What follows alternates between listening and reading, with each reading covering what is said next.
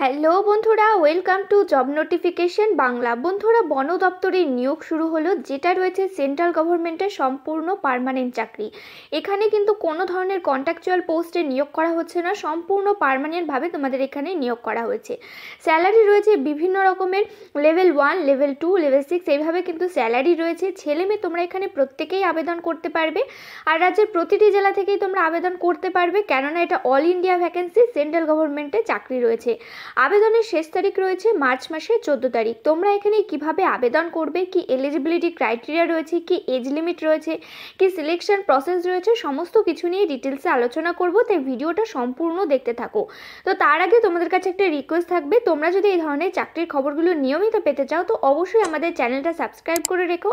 এখানে তোমরা নিয়মিত রাজ্য কেন্দ্রের সমস্ত চাকরির আপডেট পেয়ে যাবে, আর ভিডিওটাকে একটা লাইক করে দিও। তো এই হচ্ছে অফিসিয়াল নোটিফিকেশনটা রিলিজ করা হয়েছে। দেখো, wild life institute of India, যেটা মিনিস্ট্রি অফ এনভায়রনমেন্টের আন্ডারে পড়ে, মানে গভর্নমেন্ট অফ ইন্ডিয়া, মানে সেন্ট্রাল গভর্নমেন্টের আন্ডারে পড়ে। সেন্ট্রাল গভর্নমেন্টের সম্পূর্ণ পার্মানেন্ট পোস্টে তোমাদের কিন্তু এখানে নিয়োগ করা হচ্ছে।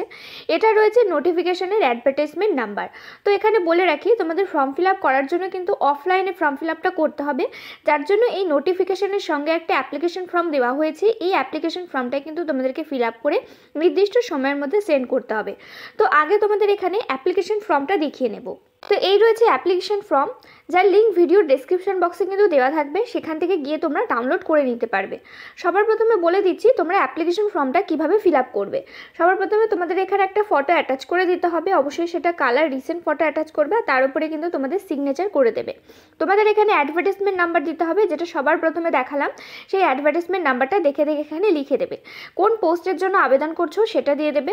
অ্যাপ্লিকেশন ফিসের ডিটেলস এখানে দিয়ে দিতে হবে, মানে যে তোমরা পেমেন্টটা করবে, অ্যাপ্লিকেশন ফিস যেটা জমা দেবে তার ডিটেলস এখানে দিতে হবে। অফলাইন মোডেই তোমাদেরকে জমা দিতে হবে। ক্যাটাগরি কি আছে তোমাদের সেটা দিয়ে দেবে। তারপরে রয়েছে তোমাদের এখানে পার্সোনাল ডিটেলস, যেমন সবার প্রথমে তোমাদের নাম দিয়ে দেবে, সেটা অবশ্যই কিন্তু ব্লক লেটারে দিতে হবে। ফার্স্ট নেম দেবে, মিডিল নেম থাকলে দেবে, না থাকলে কিন্তু দেওয়ার দরকার নেই। তারপরে এখানে তোমাদের লাস্ট নেম দিয়ে দেবে।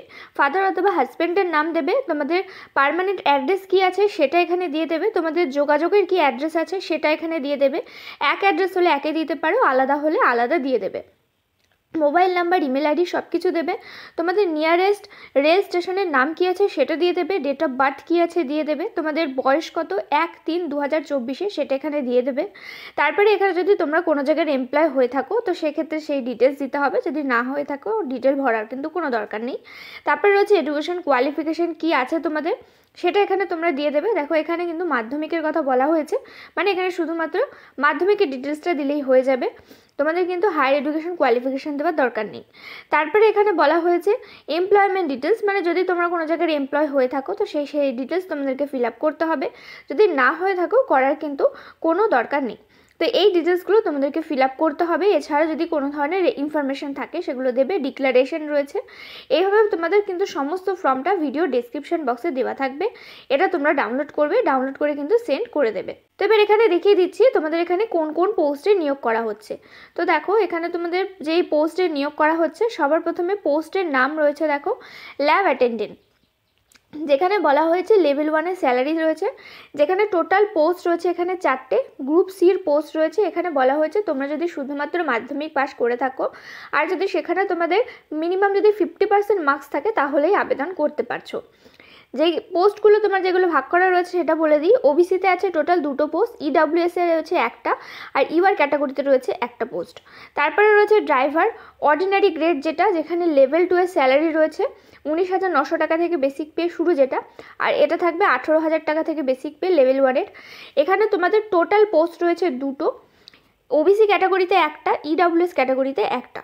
গ্রুপ সির পোস্ট রয়েছে, এখানে বলা হয়েছে তোমরা যদি শুধুমাত্র মাধ্যমিক পাস করে থাকো তাহলেই আবেদন করতে পারছো, কোনো রকম নাম্বার কিন্তু নেই, শুধুমাত্র মাধ্যমিক পাস করলেই আবেদন করতে পারবে। কিন্তু সাথে কিন্তু তোমাদের অবশ্যই ড্রাইভিং লাইসেন্স থাকতে হবে, হেভি আর লাইট দুটো ভেহিকেলেরই কিন্তু লাইসেন্স থাকতে হবে, আর মিনিমাম তোমাদের 3 বছরের এক্সপিরিয়েন্স থাকতে হবে ড্রাইভিংয়ের ওপরে, তাহলে তোমরা এখানে এই পোস্টের ক্ষেত্রে আবেদন করতে পারবে।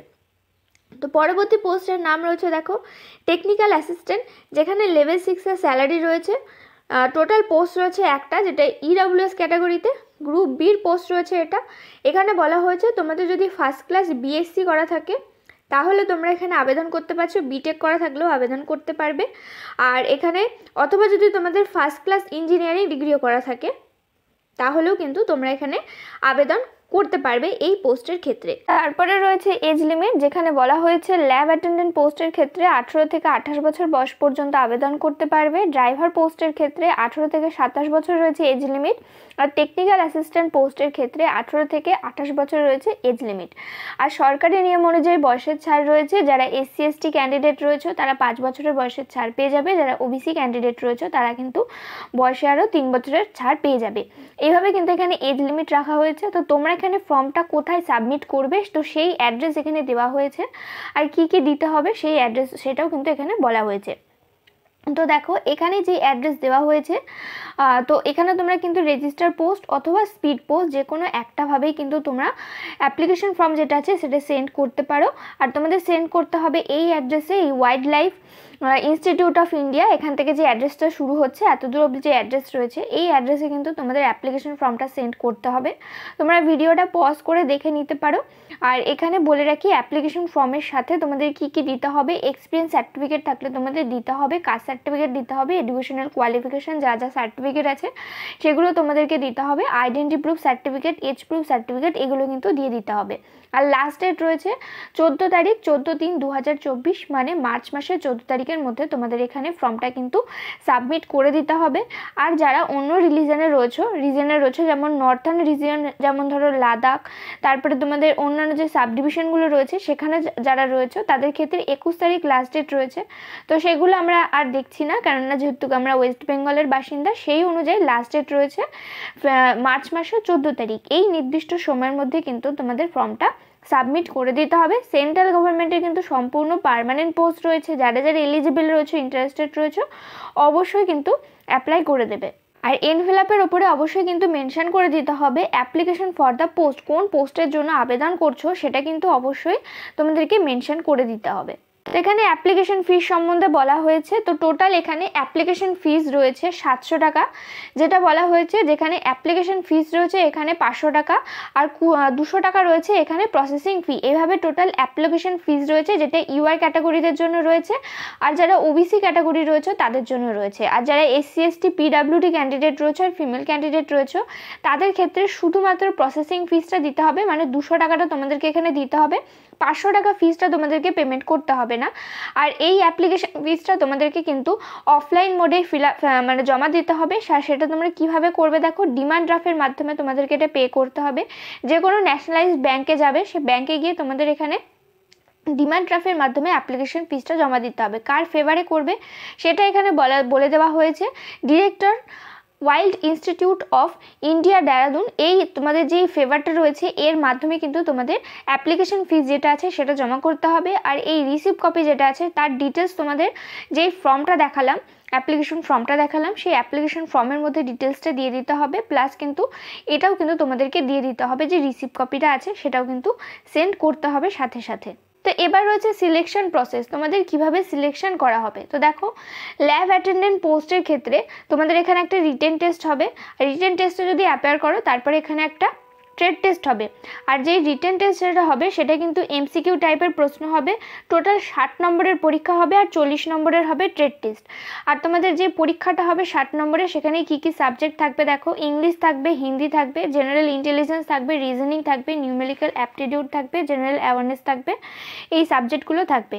আর ড্রাইভার যে পোস্ট রয়েছে সেই পোস্টের ক্ষেত্রে কোনো ধরনের লিখিত পরীক্ষা হবে না, একটা মাত্র ট্রেড টেস্ট হবে যেটা টোটাল 100 নম্বরের পরীক্ষা হবে।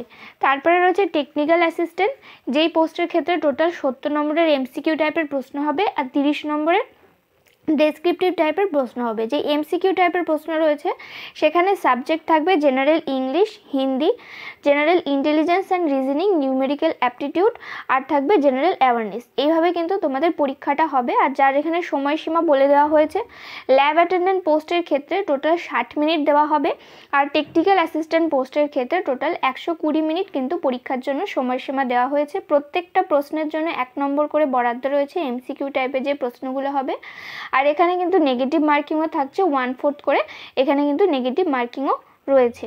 তো এই ছিল আজকের ভিডিওটা। তোমরা এখানে যারা যারা এলিজিবল রয়েছে, ইন্টারেস্টেড রয়েছে, অবশ্যই অ্যাপ্লাই করো। সেন্ট্রাল গভর্নমেন্টের সম্পূর্ণ পার্মানেন্ট পোস্টে নিয়োগ করা হচ্ছে, কোনো ধরনের কন্ট্রাকচুয়াল পোস্টে কিন্তু নিয়োগ করা হচ্ছে না।